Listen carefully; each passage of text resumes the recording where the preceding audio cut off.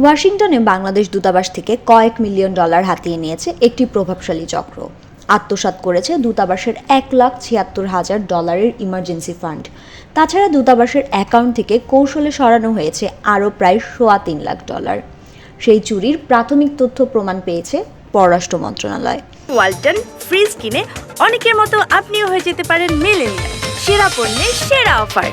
দায়িত্বশীলরা জানিয়েছেন, শুধু cedar emergency fund বা দূতাবাসের অ্যাকাউন্ট থেকে অর্থ লোপাট নয়, রাষ্ট্রদূতের বাসভবন মেরামতেও ব্যাপক দুর্নীতির মাধ্যমে বড় অঙ্কের অর্থ হাতিয়ে নিয়েছে চক্রটি।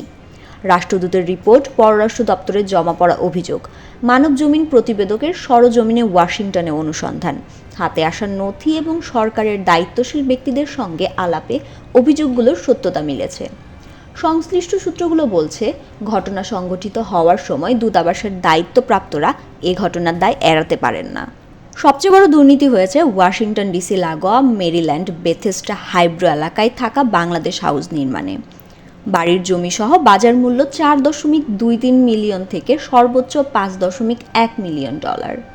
বাড়িটি মেরামতে বিল দেখানো হয়েছে $6 মিলিয়ন।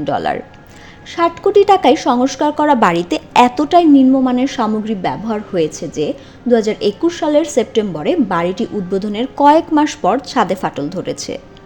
ওদিকে ওয়াশিংটনে বাংলাদেশ দূতাবাসের ডরমেন্ট অ্যাকাউন্ট থেকে বেহাত হওয়া কয়েক লাখ ডলারের একটি বড় অংশ ক্যাসিনোতে গেছে বলে দূতাবাসকে জানিয়েছেন আমেরিকান সিটি ব্যাংক।